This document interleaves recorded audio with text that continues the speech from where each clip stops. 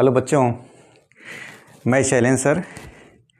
कैसे हैं आप सब? सर्दी आ गई है, सर्दी से आप लोग बचते रहें और पढ़ाई करते रहें। एग्ज़ाम भी आ गया है फरवरी में। तो बच्चों, पिछली क्लास में हम लोग पढ़े थे अमीबा में पाचन, न्यूट्रिशन इन अमीबा में। उसमें हम पूरी अमीबा के बारे में, डाइजेशन कैसे करता है, पाचन कैसे करता है, वो सब मैंने आपको पढ़ा चुके थे। तो बच्चों, आज हम लोग पढ़ेंगे मनुष्य में पाचन, डाइजेशन इन ह्यूमन। और बच्चों, ये बहुत ही इम्पोर्टेंट टॉपिक है एग्ज़ाम के दृष्टिकोण से।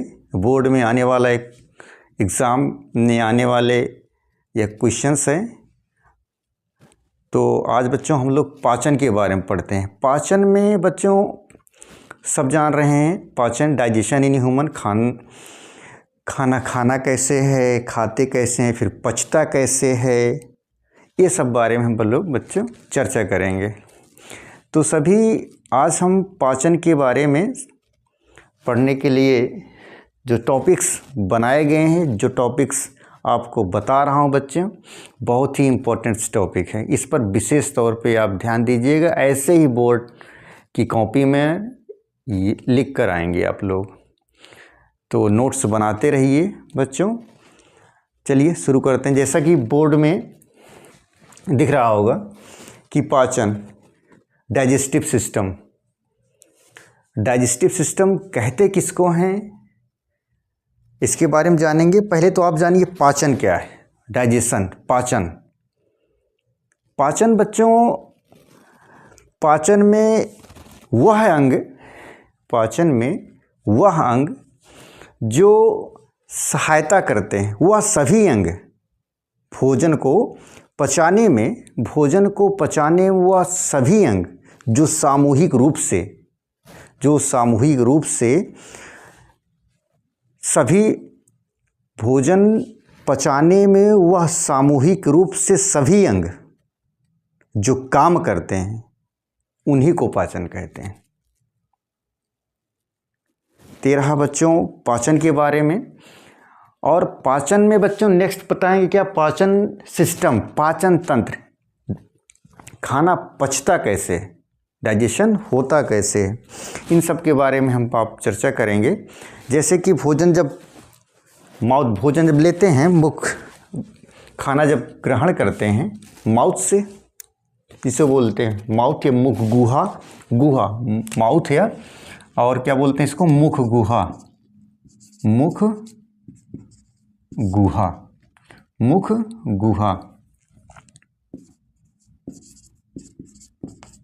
गुहा, बक्कल कैविटी।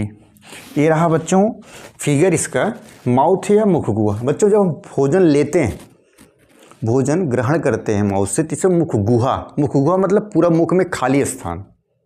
भोजन लिए, भोजन पचाने में बच्चों इसको बोलेंगे, यह एक भौतिक एवं रासायनिक क्रियाओं के द्वारा घुलनशील पदार्थों में बदलने की क्रिया को ही पाचन कहते हैं। भौतिक एवं रासायनिक बच्चों, इसमें होता क्या है, जब कोई खाना भौतिक, कुछ खाने को जब खाते हैं, यह तो बहुत कूच कूच के भौतिक हो गया, तोड़कर इसको भौतिक बोलेंगे। लेकिन जब बच्चों फिजिकल भी हम खाते हैं, फिजिकली कैसे, जैसे हम कोई बाइट किए, खाने के टुकड़ा लिए, तो दांतों से कूट के चबा के खाते, फिजिकली हो गया। और जब फिजिकल हुआ तो इसमें बच्चों कुछ ना कुछ रासायनिक क्रियाएं होती हैं आप में, उन सबका पाचन होता है इस पाचन तंत्र में। उसी को सबसे पहले बाइट किए, मुख से खाएं खाना खाने के बाद ये मुख गुहा बक्कल कैविटी, माउथ से हो तो बक्कल कैविटी, और इस नली को क्या कहते हैं, वो ईसोफेगस। माउथ से खाएं, खूब चिबा के खाया गया, फिर उसके बाद जो है वो ईसोफेगस से सीधा कहाँ आएगा, स्टोमक में आएगा। स्टोमक में होते हुए बच्चों ये कहाँ आएगा, छोटी आंत। ये देख रहे हैं जो छोटी आंत जो बना ऐसे बीच में, छोटी आंत। छोटी आंत, और छोटी आंत से होते हुए बच्चों ये आएगी आपकी जो है बड़ी आंत में, बड़ी आंत से होते हुए ये आएगा जो है आपके रेक्टम में, रेक्टम से जो है एनएस के द्वारा अपचित भोज्य पदार्थ जो है बाहर निकला जाता है। तो बच्चों हम देखो पाचन तंत्र को 2 भागों में डिवाइड करके पढ़ सकते हैं, भागों में बांट के पढ़ सकते हैं। पहला क्या हो गया, आहार नाल, एलिमेंट्री कैनाल। एलिमेंट्री कैनाल या लगभग 32 मीटर, 32 मीटर या इसका फिट किया जाए तो लगभग 9 फीट, लगभग 9 फीट, 9 फीट हो गए आहार नाल। और दूसरी में क्या होगा बच्चों, ये पाचन ग्रंथियां होती हैं। इस आहार नाल में लगभग हम बच्चों आहार नाल में क्या क्या पढ़ेंगे, किसके बारे में हम जानते हैं। आहार नाल में पढ़ेंगे क्या क्या, नंबर 1 क्या कहेंगे, माउथ का, बक्कल कैविटी, मुंह में जैसे बाइट किए तो माउथ से बक्कल कैविटी हुए, वो ईसोफेगस आप यहाँ थे, वो ईसोफेगस से होते स्टोमच, तो उसके बाद यहाँ आ गए ग्रास नली में आई। ग्रास नली में आने के बाद सीधा आमाशय, स्टोमक, और दूसरा छोटी आंत, नेक्स्ट बड़ी आंत, और बचा हुआ अपचित भोज्य पदार्थ रेक्टम या गुदा के द्वारा अपचित भोज्य पदार्थ समय समय से बाहर निकाला जाता है। बच्चों इसमें जब पाचन डाइजेस्टिव हो रहा था, खाना वाना खाए रहते हैं, जब खाना होता है, खाना खाया जाता है हम लोग, तो उसके साथ साथ डाइजेस्टिव ग्लैंड होती हैं, कुछ ग्रंथियाँ निकलती हैं डाइजेस्टिव ग्लैंड जो पाचन में सहायता करती हैं। तो क्या करती हैं, कौन कौन सी लार ग्रंथियाँ भी इसको पढ़ेंगे हम डिटेल, जठर ग्रंथियाँ पढ़ेंगे, पित्ताशय पढ़ेंगे, अंगनाशय पढ़ेंगे। ये सब बच्चों टोटल हम एक एक पॉइंट का एक्सप्लेनेशन करते चलेंगे। अभी तो फिलहाल आप बच्चों इतना जानिए कि डाइजेशन पाचन तंत्र का ये आप स्क्रीनशॉट लीजिए, पाचन तंत्र का इसका फिगर के बाद में हमें पढ़ना क्या क्या है बच्चों, उसको हम पढ़ेंगे एक एक करके पॉइंट्स करके, उसके बाद डिटेल करते चले जाएंगे तो डाइजेस्टिव सिस्टम हमारे ख़त्म होगा। बच्चों इसको स्क्रीनशॉट आप लीजिए, उसके बाद फिर हम इसके बाद नेक्स्ट पढ़ाते हैं इसका अगला अगला टॉपिक, ठीक है। ऐसे होगा क्या, इससे होगा क्या बच्चों की एक्सप्लेनेशन करते करते पूरा का पूरा टॉपिक समझो है, जो भी पॉइंटेज है हमारे डाइजेस्टिव सिस्टम पे वो मैं ख़त्म कर दूंगा। स्क्रीनशॉट लीजिए, फिर उसके बाद हम पढ़ाते हैं आगे।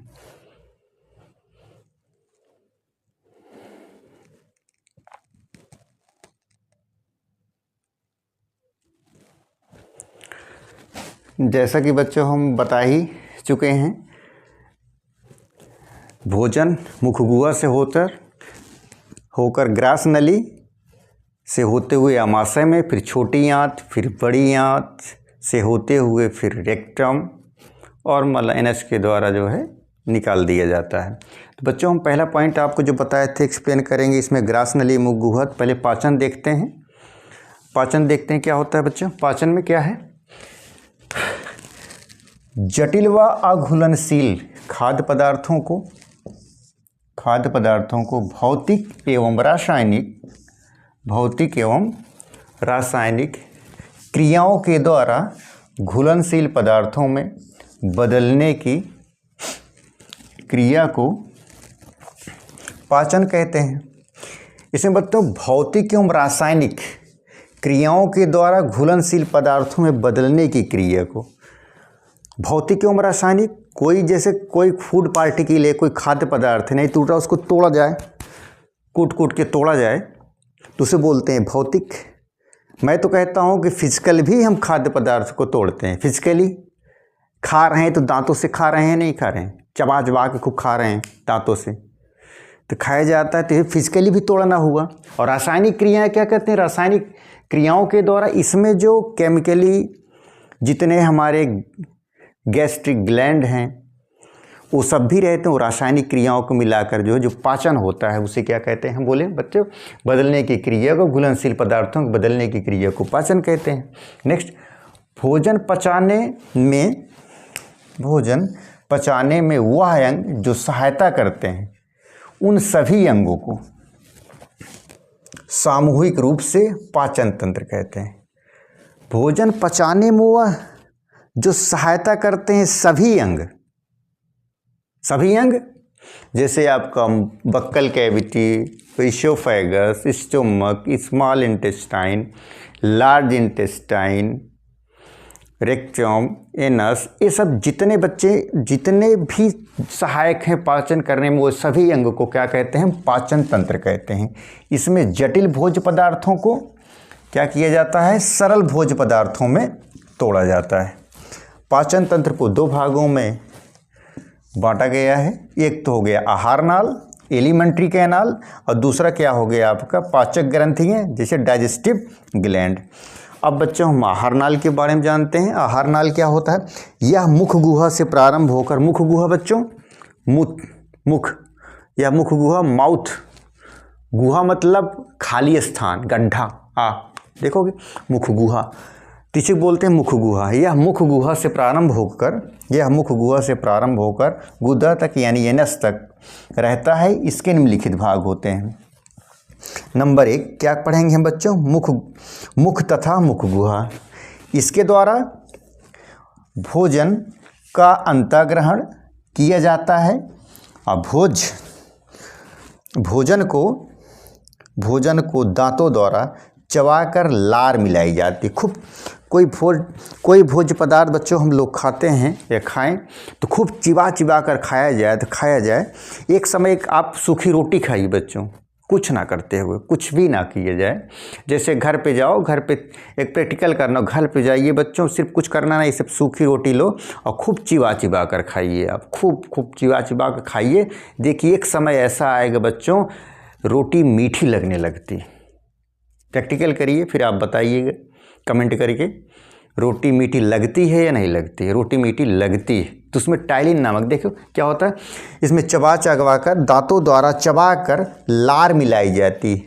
लार में क्या होता है बच्चों? टाइलिन नामक एंजाइम। यही एग्जाम में पूछा जाता है बच्चों, लार में कौन सा एंजाइम पाया जाता है? वेरी इंपॉर्टेंट, 100% आप इसको जो अंडरलाइन करिए। इसको क्या कहते हैं? लार में टाइलिन नामक एंजाइम पाया जाता है।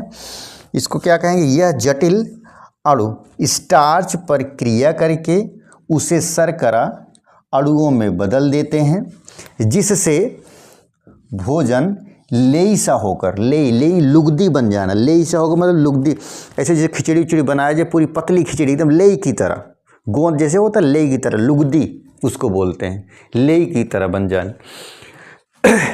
लेई की तरह होकर या क्या कहते हैं? ग्रसनी के निकाल द्वारा तथा ग्रास नली से होकर आमाशय में पहुंचता है। बच्चों इसको आप स्क्रीनशॉट लीजिए और राइट डाउन करिए, फिर आपको पढ़ाते हैं इसके आगे जस्ट क्या होता है मुख गुहा, ग्रास नली, इसके बाद पढ़ाते हैं बच्चों। स्क्रीनशॉट लीजिए आप।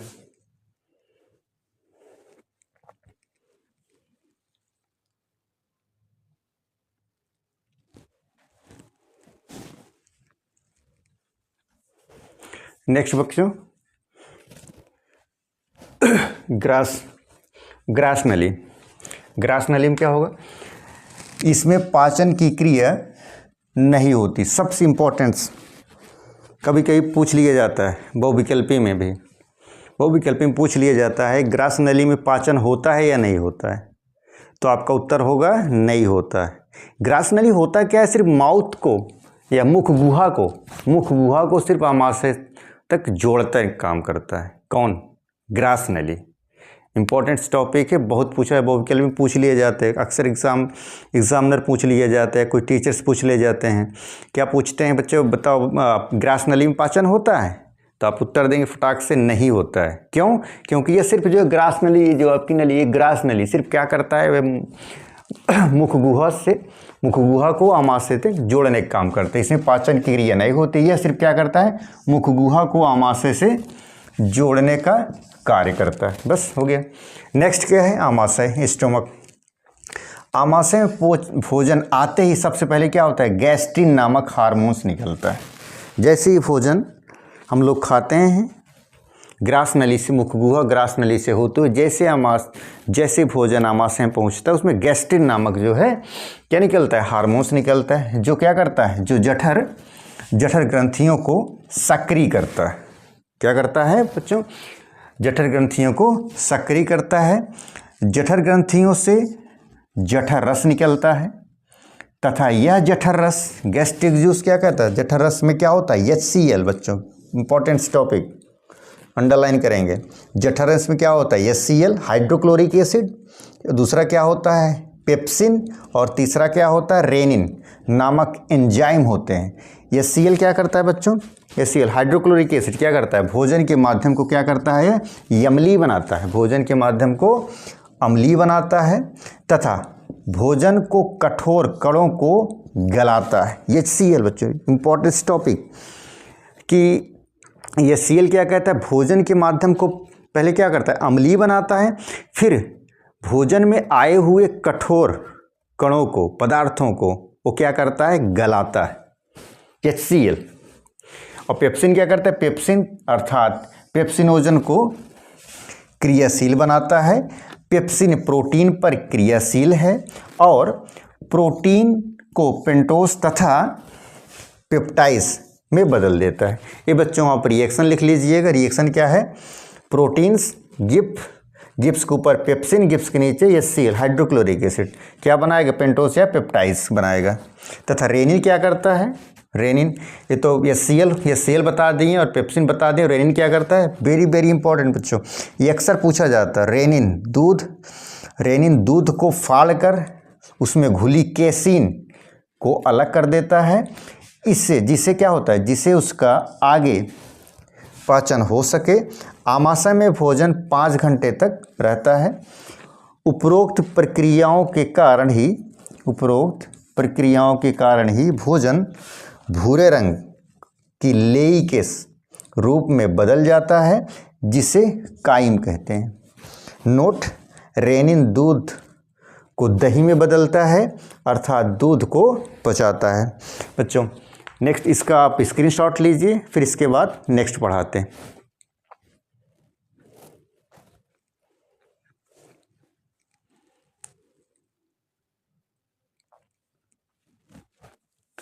नेक्स्ट बच्चों आमाशय के भाग, आमाशय स्टोमक के भाग। स्टोमक 3 भाग होते हैं इसके, एक होगा कार्डियक, दूसरा फंडिक, तीसरा पाइलोरिक। कार्डिक बच्चों क्या होता है, इसमें HCl निकलता है कार्डिक में क्या होता है, HCl निकलता है। फंडिक में यह बीच का भाग होता है जिसमें कांटेनुमा संरचना पाई जाती है। पाइलोरिक में इसमें जठर ग्रंथियाँ पाई जाती हैं। आमाशय के 3 भाग, आमाशय के स्टोमक के 3 भाग, कार्डियक, फंडिक और क्या पाइलोरिक। कार्डियक क्या होता है, कार्डियक में क्या होता है बच्चों, HCl निकलता है। और फंडिक क्या होता है, यह बीच का भाग होता है जिसमें कांटेनुमा संरचना पाई जाती हैं। और नेक्स्ट क्या होता है इसका पाइलोरिक। पाइलोरिक इसमें क्या होती है, जठर ग्रंथियाँ पाई जाती है। ये आपका फिगर, ऐसे आप फिगर बना सकते हैं। कार्डियक क्या होता है, अपर आमाशय का आगे वाला भाग जिसको बोलते हैं, इसमें HCl निकलेगा। और बीच वाले भाग को क्या कहते हैं, फंडिक।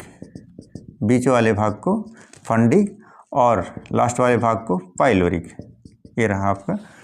नेक्स्ट आंत के इंटेस्टाइन यह मुख्य रूप से 2 भागों में विभाजित होता है। नंबर 1 छोटी आंत, इसमें भोजन का अधिकांश भाग का पाचन ग्रहणी में हो जाता है तथा अवशेष बचा हुआ भोज्य पदार्थ क्या होता है, अवशेष बचा हुआ भोज्य पदार्थ भोजन का पाचन छोटी आंत में होता है।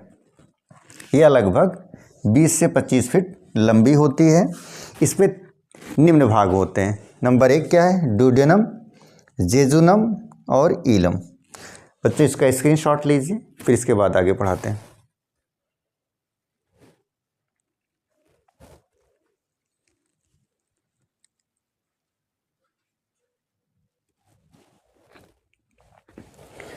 छोटी आंत के बाद बच्चों बड़ी आंत, लार्ज इंटेस्टाइन। यह लगभग 5 से 6 फीट होती है। छोटी आंत से बचा हुआ अपचित भोजन बड़ी आंत में प्रवेश करता है तथा बड़ी आंत में दीवारों में भोजन के कुछ लवणों तथा जल का अवशोषण हो जाता है तथा शेष अपचित भोज्य पदार्थ मल के रूप में मलाशय में एकत्र होता रहता है तथा समय समय पर मल द्वार से बाहर निकाल दिया जाता है। तो ये रहा बच्चों आज का पाचन डाइजेस्टिव सिस्टम का पूरा एक्सप्लेनेशन फिगर सहित। बच्चों पाचन एग्ज़ाम के दृष्टिकोण से बहुत इम्पोर्टेंट है। ये अक्सर क्वेश्चंस पूछे जाते रहते हैं बोर्ड एग्ज़ाम में, आप इसको नोट्स बनाइए, याद कर लीजिएगा। और पाचन से रिलेटेड कुछ बच्चों क्वेश्चंस 4-5 हैं जो आपके बहुविकल्पी, चाहे एसएससी एग्ज़ाम हो चाहे और कोई एग्ज़ाम हो कॉम्पिटिटिव, आप उसको दीजिए और देते रहते हैं। तो उसमें से कुछ क्वेश्चंस जो है ये डाइजेस्टिव सिस्टम पाचन तंत्र से आते हैं और उनमें से जैसे कि 4-5 क्वेश्चंस इंपॉर्टेंट्स लिखा रहे हैं, आप लोग लिख लीजिएगा। जैसे कि लार ग्रंथि से प्रतिदिन 1 से 1.5 लीटर लार का स्राव होता है। कितना होता है? 1 से 1.5 लीटर।